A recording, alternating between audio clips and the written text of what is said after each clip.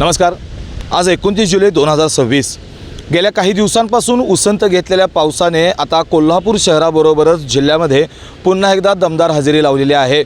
कोल्हापूर शहरात जरी पावसाची उघडझाप दिसत असली तरी मात्र धरण आणि पाणलोट क्षेत्रामध्ये पावसाची सततधार जी आहे ती सुरू आहे। मी सध्या पंचगंगा नदीच्या काठावर उभा आहे। आपण या ठिकाणी बघू शकताय की पावसाच्या संततधार सुरू असल्यामुळे नद्यांच्या पाणी पातळीत वाढ होत आहे। जिल्ह्यातील नद्या ज्या आहेत त्या आता दुथडी भरून वाहायला सुरुवात झालेली आहे। यंदाच्या पावसाळ्यामध्ये पंचगंगा नदी जी आहे ती तिसऱ्यांदा पात्राबाहेर पडलेली आहे। सध्या पंचगंगेची राजाराम बंधारा येथील पाणी पातळी बघायला गेलं तर 31 फूट 11 इंचांवर पोहोचलेली आहे पाणी पातळी। सध्या जर बघायला गेलं तर पंचगंगा नदीची राजाराम बंधाऱ्यावरील पाणी पातळी ही 31 फूट 11 इंचांवर पोहोचलेली आहे। पंचगंगा नदीची इशारा पातळी ही 39 फूट आहे तर धोका पातळी ही 43 फूट आहे।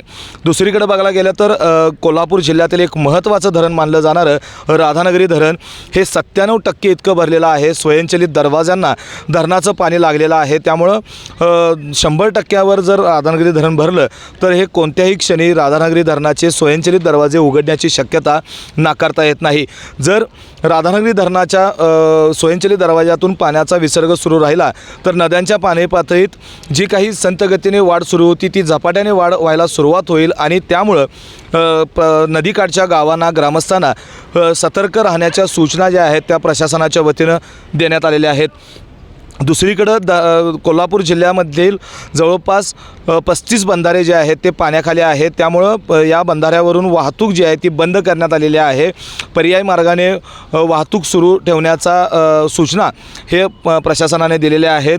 कोल्हापूर जिल्ह्याबरोबरच इतर धरणांचा जर आढावा घेतला तर यामध्ये कोयना धरण जे आहे ते 78.28% इतकं भरलेलं आहे आणि कोल्हापूर सांगलीच्या दृष्टीनं महत्त्वाचं असणारं अलमट्टी धरण हे 96.5% इतकं भरलेलं आहे तर हिप्परगी धरण हे 48% इतकं भरलेलं आहे। जंगमहट्टी मध्यम प्रकल्प हा पूर्ण क्षमतेनं भरलेला आहे। पाणलोट क्षेत्रात पावसाची तीव्रता जर अशीच राहिल्यास सांडव्यावरून पाणी नदीपात्रात येण्यास सुरुवात होईल। त्यामुळं होणाळा ओढ्यातील पर्यायाने ताम्रपर्णी नदीपात्रातील पाणी पातळीत वाढ होण्याची शक्यता नाकारता येत नाही। त्यामुळे नदीकाठच्या लोकांना सावधानतेचा इशारा देण्यात आला आहे। त्याचबरोबर धरण क्षेत्र हे निषिद्ध क्षेत्र असल्याने पर्यटकांना या ठिकाणी बंदी घालण्यात आलेली आहे। सध्या कोल्हापूर जिल्ह्यातील बंधाऱ्यांचा आढावा बघितला तर यामध्ये पंचगंगा नदीवरील शिंगणापूर, राजाराम, सुर्वे, रुई, इचलकरंजी, तेरवाड आणि शिरोळ, कासारी नदीवरील येवलूज, ठाणे, आळवे, भोगावती नदीवरील सरकारी कोगे, खडक कोगे, हळदी, राशिवडे, कुंभी नदीवरील सांगरूळ, कळे, वेतवडे, मांडुकली, शेनवडे, दूधगंगा नदीवरील दत्तवाड, वारणा नदीवरील चिंचोली, मानगाव, कोडोली, वेदगंगा नदीवरील निळपण, वाघापूर, कुर्णी, बस्तवडे, चिखली आणि धामणी नदीवरील सुळे, हंबर्डे, पनोरे असे बंधारे जे आहेत ते पाण्याखाली गेलेले आहेत। सध्या जर पाहायला गेलं तर कोल्हापूर शहरात जरी पावसाची उघडझाप सुरू असली, काही अंशी सूर्याचं दर्शन होत असलं तरी धरण क्षेत्र असेल, पाणलोट क्षेत्र असेल आणि कोल्हापूर जिल्ह्यातील ग्रामीण भागामध्ये जो पावसाचा जोर सुरू आहे त्यामुळं नद्यांच्या पाणी पातळीत आणखीन वाढ होण्याची शक्यता आहे। लाईव्ह मराठीसाठी सद्दाम अली, कोल्हापूर।